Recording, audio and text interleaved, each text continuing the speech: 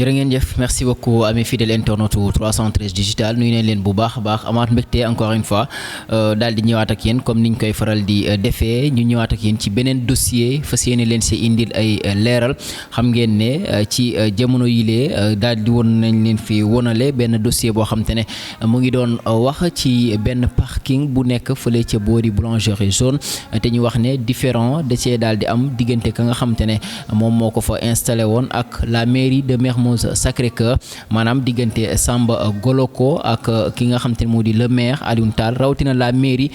ci en général ba waraloon xëy na mu amoon ay éclaircissement yoo xam te ne l'autre partie ginnaaw bi mu génnee moom Samba Goloko ñi leen di waa mairie également bëggoon a indi ay précisions par rapport ak li nga xam te mu di cas boobule ba tax jamono ji ñuy war a def entretien ak ki nga xam te mu di Assane Diop nekk le directeur de cabinet du maire Alioune Tall maire bu Mermoz Sacré-Cœur donc ñu fas yéene ci daal di waxtaan indi ci xëy na ay leeral par rapport ak li nga xam te ne moom moo di kàddu yu kilee di Samba Goloko daal di yëkkati ci lu jëm ci li nga xam ne moo di parking boobule Assane mbégte la encore une fois daal di la retrouver ci suñu ay plateforme nuyu la jaajëfal la également ci accueil bi bàyyi la nga nuyoog suñu mbokk internet 313 digital. waaw jërëjëf Mouhamed di la remercier di remercier également liggéeyu 313 digital defe naa lii la ñuy wax une presse bu jouer rôle am su mbir amee am benn parti bu jóg yëkkati kàddoom dem ci taskatu xibaar yi wax fa ay wax yëkkati ay tuuma teg ko ci kaw maire teg ko ci kaw mairie ñun suñu warugar la ñu jàkkaarloo ak askan bi ci canal bi mu ko waxee woon indi ay leeral indi ay firnde ngir mbir moomu leer ci boppu askan bi nga xam ne dañuy déglu ñi xamul mën a xam ñi xam itam ñi gën leen leeral mbir mi naka la demee jërëjëf. merci beaucoup Assane kon comme ni nga ko waxee c'est dans le souci d'équilibrer waaye également xëy na recueillir li nga xam te ne moom moo di la part de vérité des deux parties moo waral kon ñu daal di fas yéene amal li nga xam te ne entretien bi lee mbir mi comme ni ko Samba Goloko waxee je pense bien que dégg nga kàddu yi nga xam te moom la daal di yëkkati d'abord mbirum li nga xam te moo di parking boobule ak différent bi mu ci wax naka la daal di dooree ak kañ la dëgg-dëgg mbir moomu daal di tàmbali seen diggante yéen ñaari parties yi. waaw jërëjëf Mouhamed bi ma dégloo ay kàddoom d'abord damay jéggalu ci turu maire ndax maire dafa am tey ay xat-xat organisation bu mu am fii dans la commune à Karak notamment bu di organiser l'arbre à palabre muy benn mbir bu ñu sos war ko yaatal ci quartier yëpp nga xam ne dañuy indi mag ku xam cosaan mu toog ak xale yi yee leen xamal leen seen cosaan donc loolu lay waajal mu war a am tey ci guddi incha allah bu ñu jullee gee ba pare looloo tax mënul woon toog teewlu jotaay bi waaye incha allah bu ñu jógee màggal dina leen woowaat ngeen ñëw mu am yeneen leeral yu mu yokk man ci li ma wax. waaye Samba Goloko balaa ñuy commencer dama leen di wax kan mooy Samba Goloko parce que taxaw na ci interview bi naan bu dee nii lañ nar a doxalee réew mi du dox.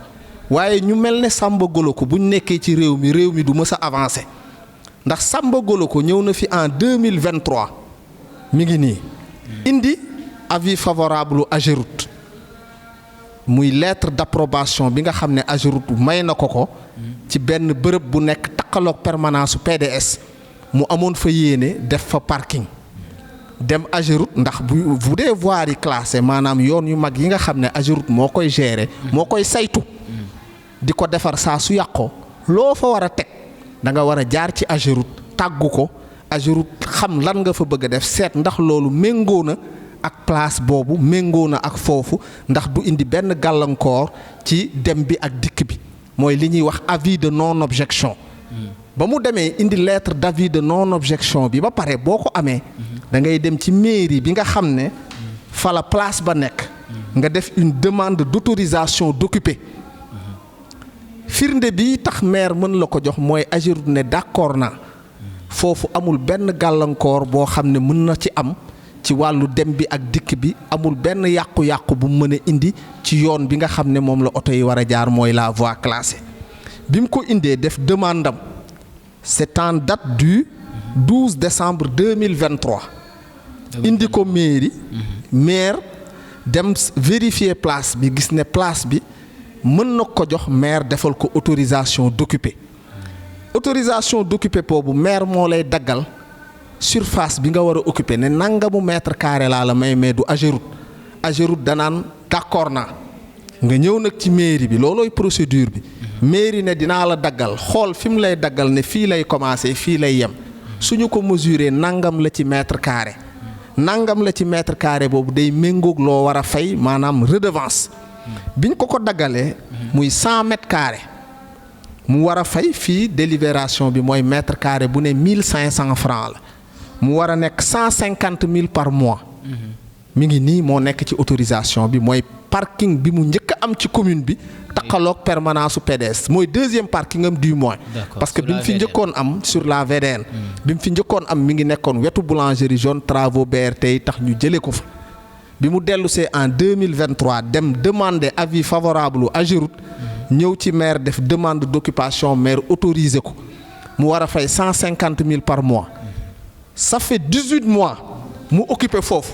il n'a jamais rien payé à la mairie malgré nos lettres de relance kon kii buy wax comportement citoyen c'est pas quelqu'un boo xam ne nit war na ko roy parce que si lii c'est de l'incivisme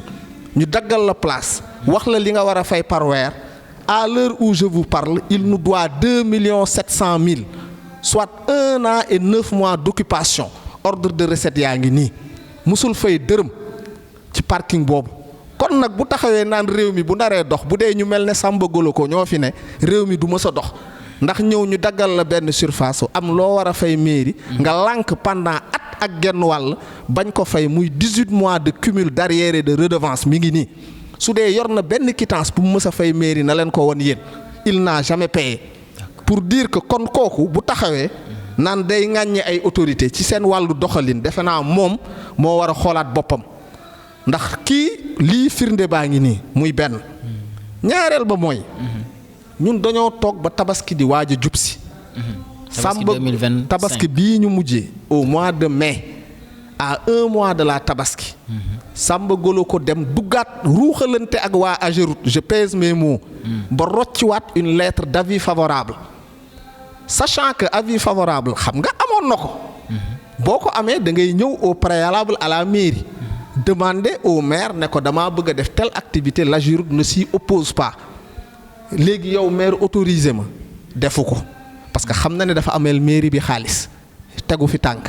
il est allé directement ci endroit ba mu ciblé mooy en face de la boulangerie jaune fekkoon mairie bi autorisé fa ñu fa war a def opération tabaski mooy les points de vente temporaires de moutons pour la tabaski maire defal leen autorisation en bonne et due forme mu yegg si ne da ngeen fiy jóge ndax man Ageroute daf ma autorisé pour ma samp fi un parking ñooñu ne ko déet ñun duñ fi jóge mairie moo ñu fi teg soo amee looy wax da ngay dem nga wax ak waa mairie ñun jaaykatu xar yooyu ñoo ñëw mairie ne ñu am na ku tudd Samba Golo ko ku fi ñëw nee na place bi Ageroute da ko jox da ngeen fi war a jóge ñu ne leen toog leen fi ngeen toog ndax Ageroute buy wax ak mairie du wax ak mairie noonu Ageroute day envoyer mairie courrier officiel ne joxe naa sama avis favorable encore que ki ñu jox avis favorable dafa war a ñëw mairie waxtaan ak mairie ba jubóog mairie daggal ko place jox ko superficie wax ko nangam ngay fay ci la kooku di am sañ-sañu toog fa ñu ne jaaykatu xar yi toog leen foofu ngeen jaay seen xar Samba Golo ko su amee ku muy waxal dana ñëw fii mairie indi ay këyitam d'abord loolu c'est une infraction très grave parce que Samba Golo ko il n'est pas investi d'une autorité ou d'une puissance publique ba war a dem fekk ay nit yu toog ci benn place mu leen di déloger loolu liggéeyu maire la wala liggéeyu autorité administrative même boo yoroon autorisation soo ñëwee fekk nit ci place da ngay dem ci autorité ba l'autorité municipale ou l'autorité administrative nga ne ko man dama war a occuper benn place fekk naa fa nit kooku en charge pour moom mu jël les voies de procédure parce que yëkkati nit du ñëw fekk ko fa ne ko jóge fi da nga ko defal sommation da nga ko defal mise en demeure da nga ko defal ainsi de suite donc pour man loolu mu def déjà c'est une violation très grave de la réglementation il n'est investi d'aucun pouvoir ba war a fekk ay jaaytu xar mu leen da leen di jéem a déloger bi mu amee résistance foofu la ñëw vers la mairie ne voilà léegi dama amoon benn autorisation bu ñu ma jox foofu am na ay jaaykatu xar yu fa nekk ñu ne ko non yow lettre d'acceptation bu AGEROUTE nga yor da ngay dugal sa demande d'autorisation auprès du maire su la maire autorisé nga soog a dem nag xam fi ñu la autorisé de tel endroit la ba à tel endroit parce que yow doo daggal sa bopp place doo ñëw rek dagg benn place ne lii maa ko moom sama parking la AGEROUTE moo ma autorisé non mairie day ñëw délimiter la joxe superficie bi def ko ci autorisation bi wax en conséquence ñaata nga ko war a fay par weer te defe naa këyitu AGEROUTE ku ko xool dina ko ci bind ne la da nga war a dem mairie pour affaire redevance yi ak affaire autorisation d'occuper bi loolu di benn biñ ci jógee mu wax maire ne foofu laa bëgg a samp parking maire ne ko mënuma la koo autoriser ndax dama waxante ak population Sacré-Cœur 2 et 3 dama leen fay aménager jardin public aire de jeu et de détente pour la population foofu ay équipement collectif laa fay def mais du ma fa def des installations privées. mooy li nekk en face boulangerie jaune. en face au bord ci yoonu BRT bi. exactement. D'accord. maire ne ko tout le corridor dama ci waxtaan ak CETUD. Il y a un plan d'aménagement d'ailleurs du corridor boo xam ne dañ ko arrêté de commun accord avec le CETUD parce que à ce que je sache tout le corridor du BRT est géré par le CETUD notamment son unité infrastructure. À partir de ce moment maire ne ko autorisation boobu man mënuma ko nangu ndax li nga bëgg a def c'est à des fins privées te man j'ai pris l'engagement et je suis en train d'élaborer un plan d'aménagement du corridor pour des équipements collectifs bu ma ci paree une fois que ce sera terminé ci laay mën a xool ndax je vais autoriser des privés ñu installer wu fa et je vais réfléchir sur le type d'activité à mener parce que les populations ont toujours décrié cadre bi ñu transformer Sacré-Cœur en parking donc il est temps que ma corriger ko te BRT bi vraiment je vais privilégier les équipements collectifs. D'accord. léegi donc bi loolu amee maire dal di bind AGEROUTE xamal leen ne ba léegi maire jotul benn document officiel mais il s'est basé sur les événements qui ont eu lieu ne leen y a un certain Samba Goloko la lettre bi ñu bind AGEROUTE mi ngi nii mooy bi mairie bind AGEROUTE. bind AGEROUTE. D'accord. on a clairement écrit à l'AGEROUTE ne ko foofu noonu Goloko di projeté def parking parking mënu fa am parce que dañoo bëgg a def ay équipements collectifs ay aires de jeu et de détente ak parc d'attraction pour les enfants waxtaan nañ ci ak CETUD bi nga xam ne mooy gérer le corridor ba d'accord ak CETUD sur un plan d'aménagement du corridor BRT pour ce qui concerne Mermoz Sacré-Cœur AGEROUTE tontu ñu nañu ok da ngeen may yónnee les plans d'aménagement du site en question ñun ci loolu la ñu nekk. ok on est en train de finir les plans d'aménagement du site. yónneegu leen ko. yónneeguñu ko AGEROUTE pour l'instant mais xamal nañ ne AGEROUTE. loolu ngeen bëgg. pour Goloko def ko fa. la commune n'est pas d'accord parce que commune bi am na déjà son plan d'aménagement du site contrairement à li Goloko wax. commune bi affecté wul parking bi qui que ce soit loolu wax ju yàqu la dafa bëgg a yàq deru maire takkal maire moo tax mu naan ay dañ ko jox ay nit ak yooyu ana nit ñooñu xanaa bu doon boobu gis na fa nit ñi ñëw aménager fa wala ñu teg fa oto kenn joxu ko kenn c'est-à-dire que fi mu ne nii mi ngi jéem a wut ay justification ñun on va pas déshabiller Jean pour habiller Paul le maire ku ne xam na ne ñëw fii pour di yàqal ay nit mais dafa am loo xam ne c'est une demande de la population mooy que corridor boobu dafa amoon vocation initiale ay jardin ñoo fa nekkoon ak ay aires de détente et de repos et que BRT bi pare na nous voulons autant que possible remettre corridor bi à sa vocation originelle defaat fa aire de repos yooyu du ñàkk nag bu ñu paree bu amee ay poches on va faire appel à des gens qui veulent faire des activités mais bu boobaa day doon des activités validées et approuvées par la mairie mais fi ñu toll nii maire a été très clair avec lui léegi bañ ca jógee malgré l'opposition du maire Samba Goloko dafa xëy indi fa ay otom ne daf fay installé wu par force ci ban moment. mooy c'était au moment où boobu après Tabaski. après Tabaski ok maire ne ko du ma la jox autorisation parce que man dama am plan d'aménagement du site pour des équipements d'intérêt collectif au bénéfice de toute la population de Sacré-Cœur 2 et 3 conformément aux désirs manifestés par les résidents mu xëy indi ay otom teg ko fa histoire de nous imposer que dama fi def parking par force ñu defal ko sommation par la mise en sabot des véhicules ne ko da nga fii jëlee oto yi parce que fii mairie nanguwul accepté wul ñu def fi un parking privé il n'a pas obtempéré mu continuer bàyyi fa ay otom ba mu ko defee maire defal ko mise en demeure mi ngi nii yónnee ko par voie d'huissier xam nga nee na républicain la ba ko huissier bi joxee dafa bañ ne du ko jël huissier bi il était obligé d'aller déposer ça à sa mairie de résidence kon boo nee da nga respecter ay loi naan maire commissaire da ko convoqué mu bañ a ñëw yow huissier ñëw indil la un acte administratif nga ne yow doo ko jël entre yow ak maire kan moo ci républicain je me pose cette question huissier bi c'est traçable boo demee mairie commune am dafa bañ a jël acte bi mooy acte bi c'est une mise en demeure d'évacuer le domaine public communal à usage de voirie à Sacré-Cœur maire documenté ko wax ci li tax mu ne ko na fa jóge te maire daf ko joxoon conformément à la loi 72 heures. ci ban date la ko yónnee. ñu ngi ko yónnee le 14 juillet. D'accord. Mise en demeure bi avait prévu un délai lui avait donné un délai de 72 heures pour mu évacuer le domaine public communal à usage de voirie. dégg nga. bi mu ko waxee. ba ko huissier bi décharge huissier baa ngi nii. ok ba huissier bi demee di ko notifier. nee na c'est un républicain. il a refusé de le prendre kon nag nañu wax kan mooy républicain ndax je crois que un acte servi par voie d'huissier un acte administratif signé par l'autorité municipale ñu jox la ko nga ne doo ko jël nga ne yow tu es un républicain ça je demande l'arbitrage des Sénégalais kan mooy républicain même boo naree contester acte bi après da nga ko war a jël. D'accord. jëlu ko c'est en date du 14 juillet. maire bi mu toogee gis loolu. 15 jours après.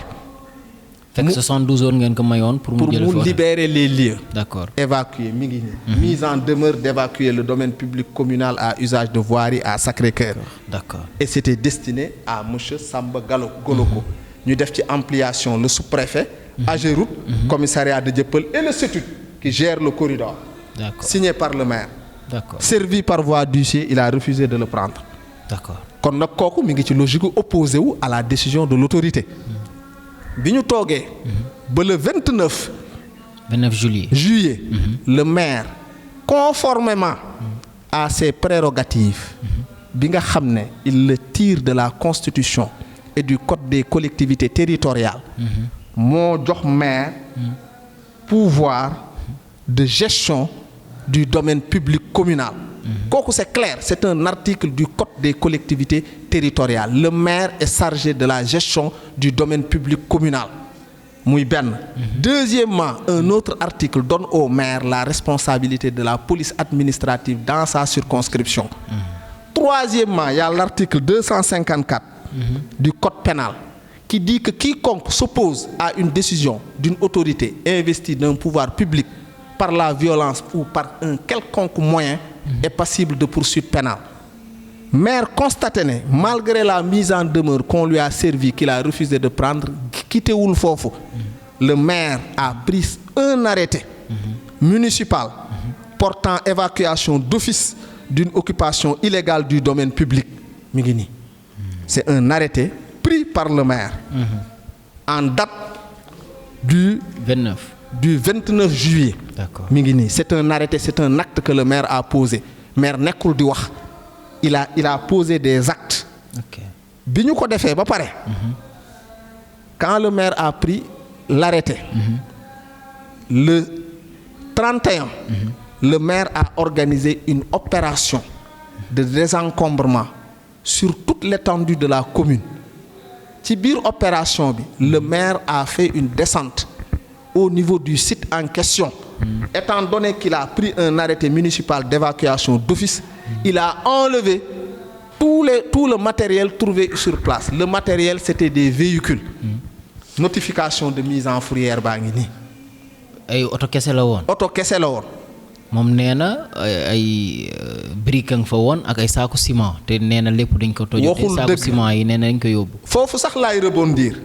mi ngi dugal boppam ci coow lu rëy. le domaine public. notamment la voirie classée. kenn waru fa ériger un mur. su fa defee brique def fa ciment cela veut dire qu'il construisait là-bas. Or le code de l'urbanisme est très clair.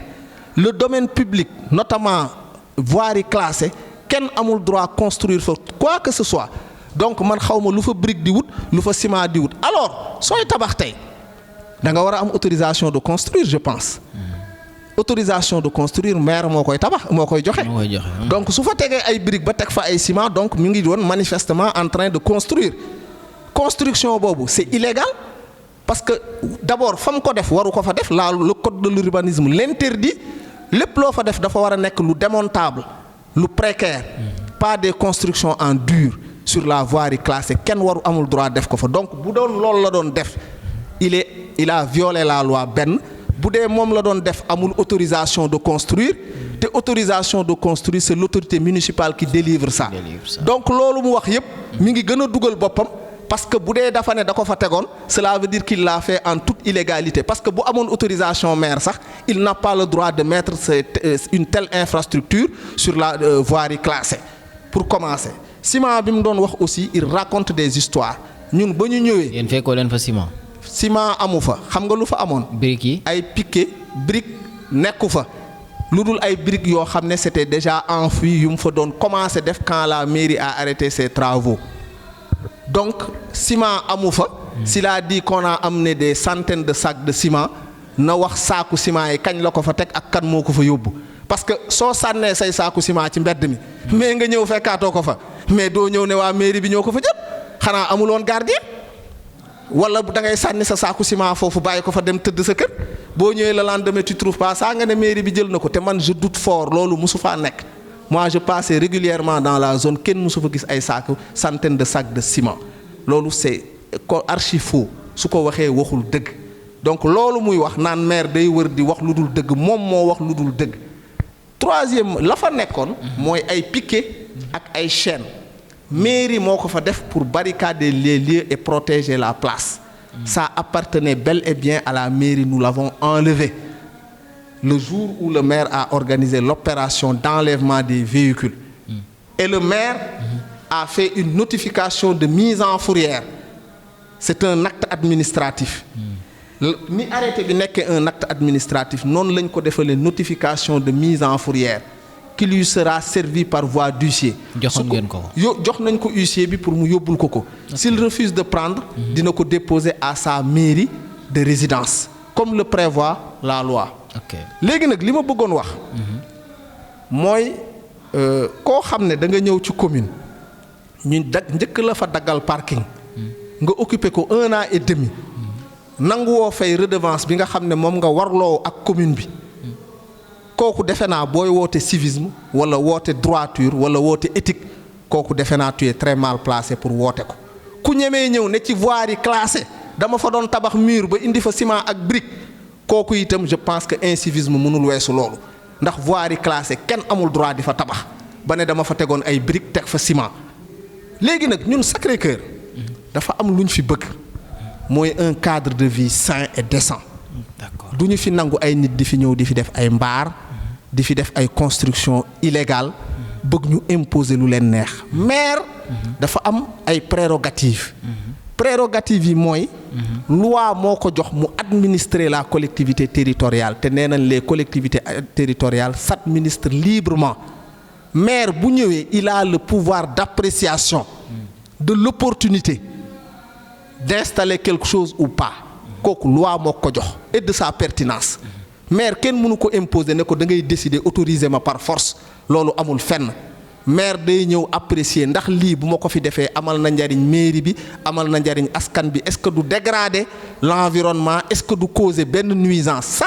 c'est le pouvoir d'appréciation du maire et il le tire de la constitution kon nag maire bu apprécier ne fii équipement collectif laa fi bëgg il est investi maire falu fi boppam. D'accord. donc et puis am na lu ma déggaat muy jéem a jaxase maire ak askan bi naan commissaire da ko woo mu ne ko man autorité laa du ma ñëw ci foofu la ñuy rebondir par rapport ak oto yi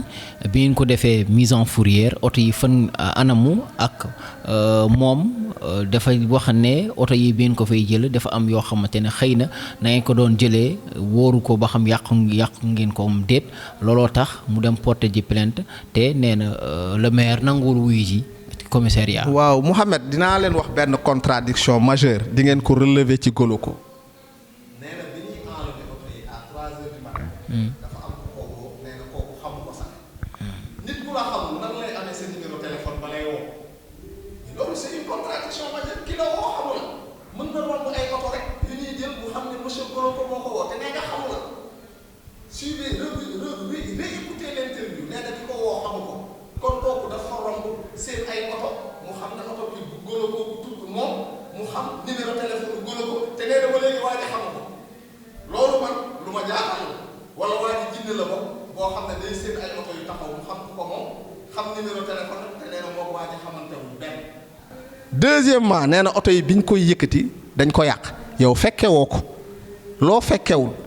nga ne dañ ko yàq sur quoi tu t'es basé pour dire que dañ ko yàq. mais moom wane na ay vidéo. vidéo yan.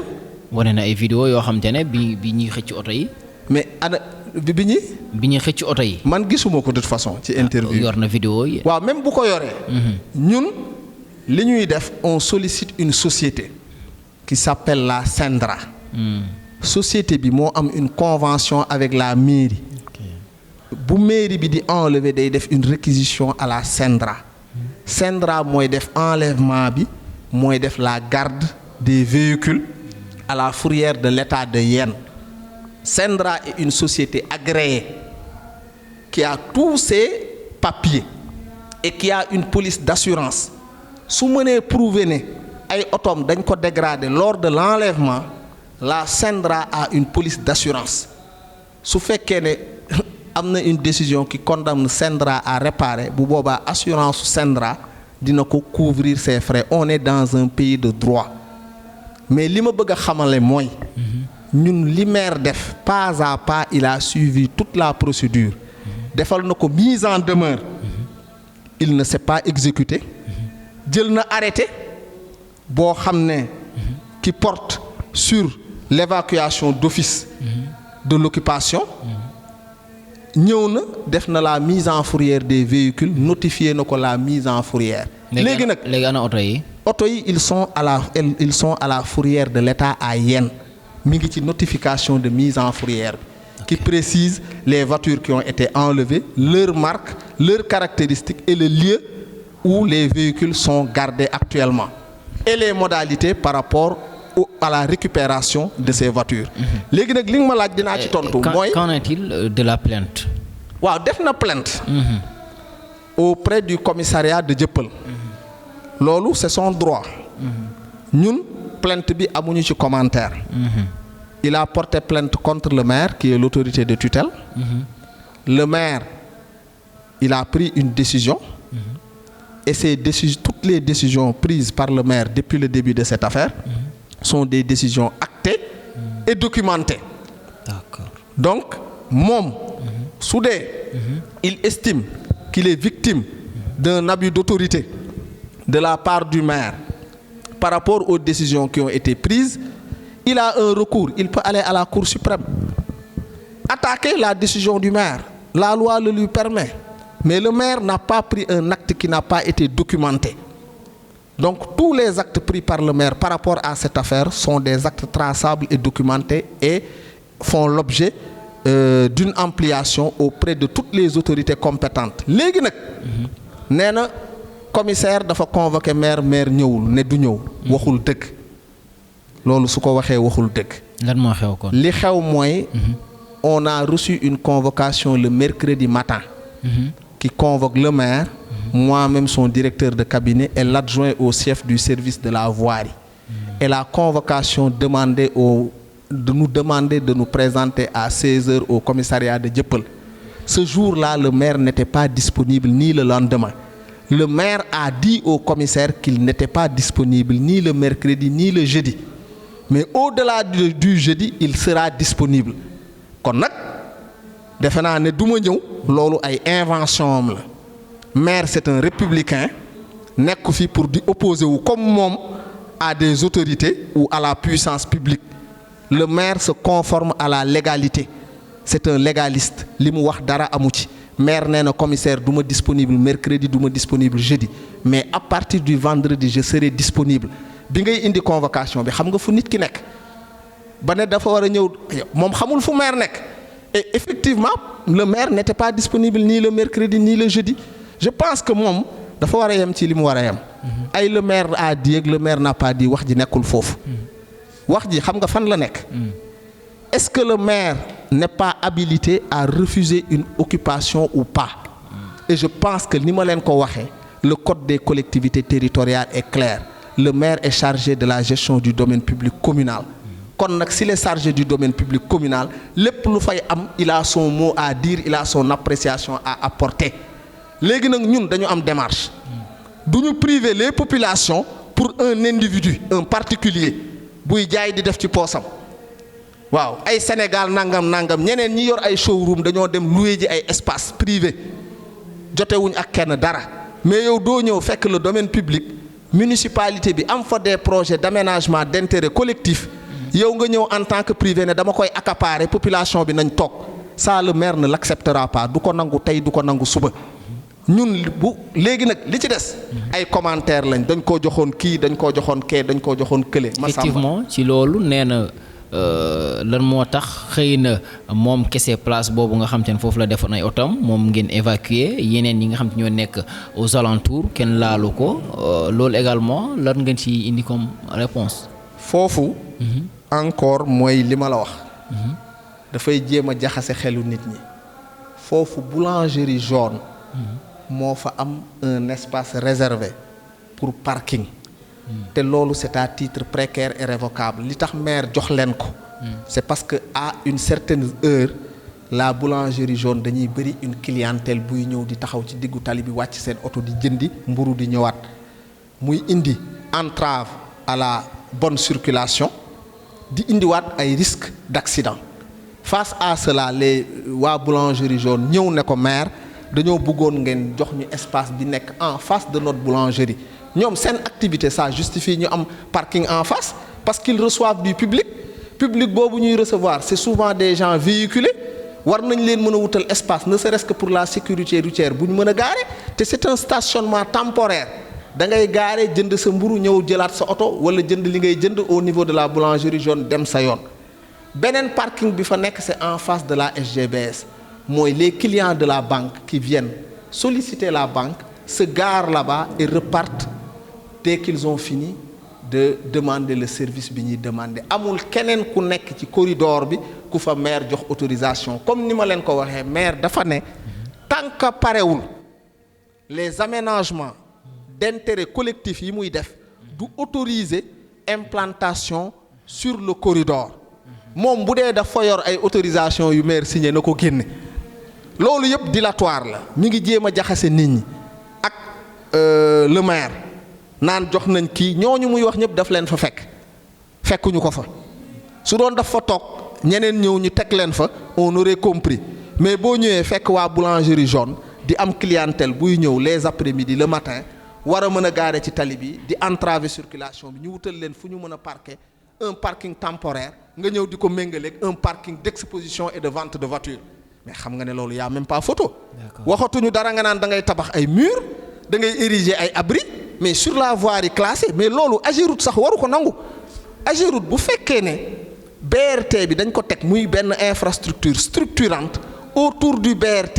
ay infrastructure d'accompagnement d'intérêt collectif moo fa war a ne te ñun ak CETUD loolu lañ d'accord te CETUD ñoom ñoo am la gestion de ce corridor def nañ ay séminaires signé nañ protocole d'accord on a tout signé avec le CETUD pour l'aménagement concerté du corridor du BRT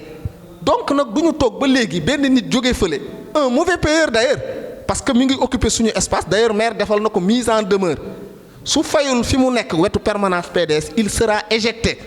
parce que la loi est claire boo toogee 3 mois fayoo redevance le maire peut annuler l'autorisation te maire dina ko annuler parce que gënul ñeneen ñi nga xam ne bi ñu amee défaut de paiement dañoo annuler seen autorisation jëlee leen fa de la même manière on va lui appliquer la réglementation bu mu foog ne coow li foofu la fii dinañ ko fi éjecté parce que depuis 18 mois il n'a pas payé de redevance te defal nañ ko mise en demeure arrêté bi dina ñëw et on va enlever ce parking là parce que il nous doit de l'argent et il refuse de payer donc la réglementation s'appliquera à lui et à la boulangerie jaune et au niveau de son parking qui est au niveau de la permanence du PDS waaw loolu moom. na xelam leer léegi nag di tuumaal maire. ci convocation bi mu wax également ne le sous-préfet convoqué woon na ko ñu moom ak le maire mais maire ñëwul loolu également. en tout cas en termes de courrier reçu. fii ci mairie bi jotuñu fi benn convocation venant du sous-préfet qui invite le maire à une réunion ou à une rencontre avec Samba Goloko. su amee ça s'est fait de manière verbale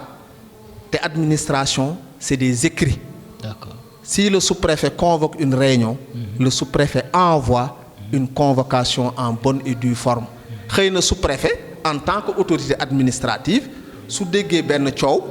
mën na wut conciliation woo les parties pour trouver un compromis kooku kenn mënu ko bañal sous-préfet mais ay sous-préfet daf ko convoqué ñun on a de bons rapports avec le sous-préfet. donc autorisation yi muy wax également ne amee na ko Ageroute Descos ak xëy na feneen. Descos du autorisé pour commencer.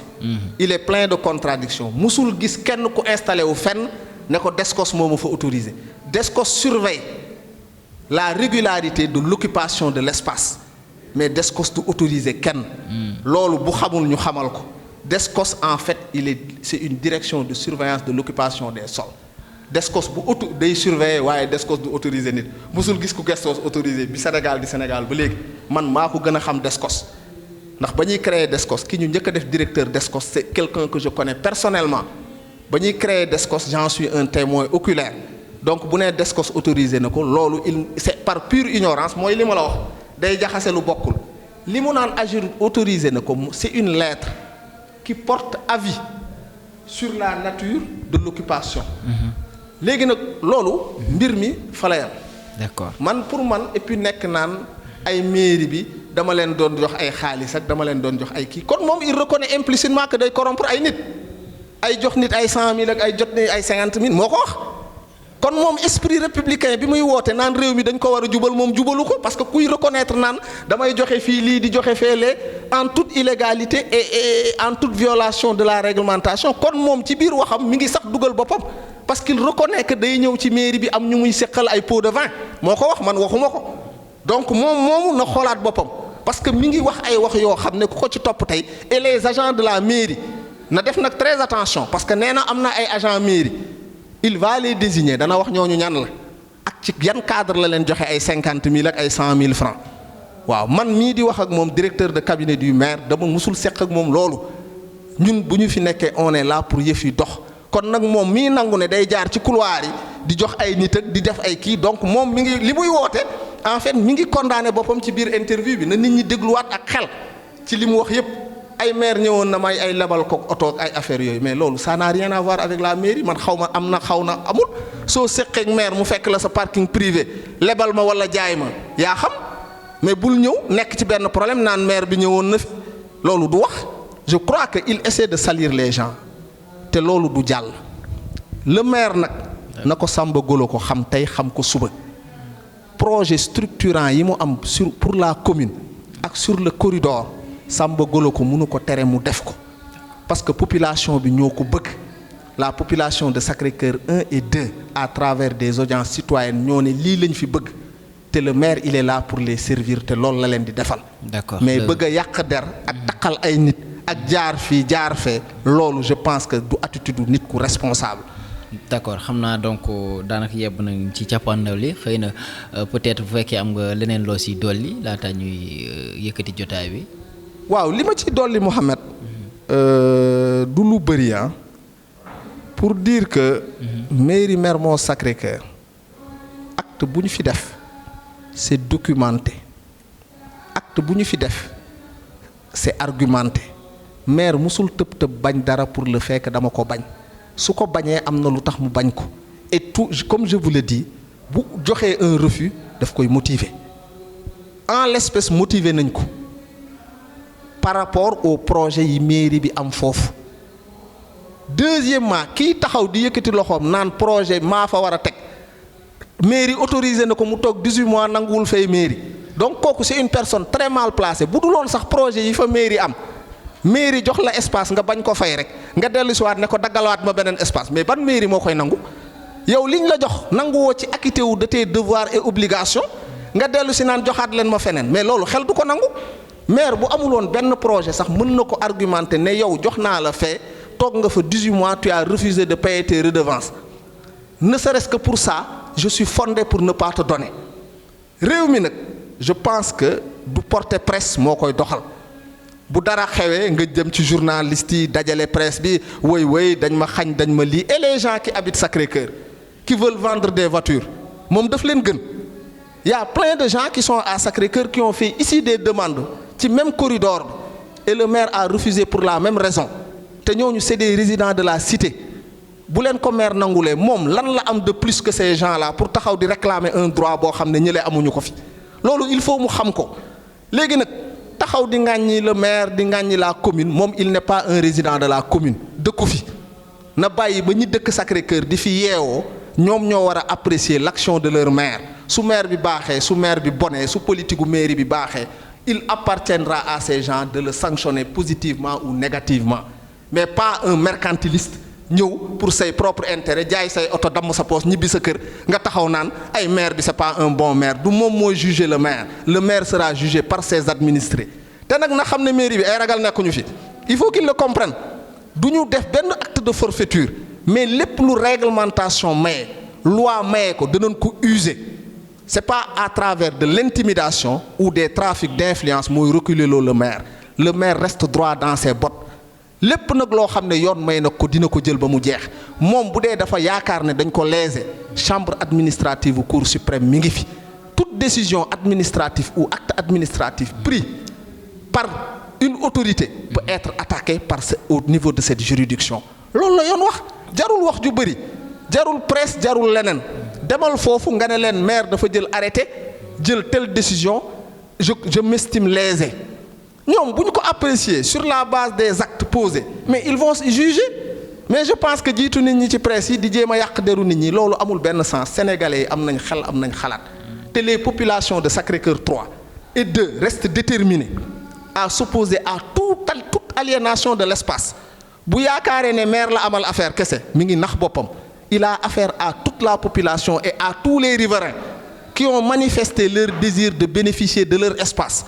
ku fa ñëw nag da nga jaamaarloo ak ñoom jaamaarloo ak maire pour mën a jot ci espace bi loolu na leer ci boppam mu xam ko tey xam ko ëllëg xam ko gannaaw ëllëg. Je vous remercie. jërëjëf merci beaucoup Assane Diop nekk directeur de cabinet bu maire bu Mermoz Sacré-Cœur kon mu doon indi li nga xam te moom di la réplique de la mairie par rapport ak la nga xam te ne moom moo di mbir moomule mu di un différend bu dox diggante la mairie de Mermoz Sacré-Cœur ak li nga xam te mu di la Sieur Samba Goloko par rapport ak parking boobu nga xam te ne kon moom la installé woon foofee ca wetu wala boog ca kanamu boulangerie jaune ci wetu yoonu BRT bi ñu wala boog mairie jëloon décision daal di ko fa jëlee ba ci la nga xam te ne kon moom moo di oto ya nga xam te ne donc mise en fourrière lañ ko mujjee daal di def mu nekkoon ñoom également ay éclaircissement yoo xam te ne moom lañ doon indi par rapport ak li nga xam te ne moom moo di sortie boobule par li nga xam ne souci d'équilibre ginnaaw bi ñu jëlee première partie bi ñun aussi on était obligé ñu daal di jébbal wala boog ñu daal di tàllal suñu micro ñi nga xam te ne di l'autre partie ngir ñoom également ñu indi ci li nga xam te ne di leur part de vérité mu nekkoon kon li nga xam te ne moom moo di jotaay bi le sant leen gërëm leen bu baax a baax gërëm képp ku doon àndandook ñun ci jamono ji jox leen dig daje très prochainement incha allah ci yeneen anam jërë ngeen jëf.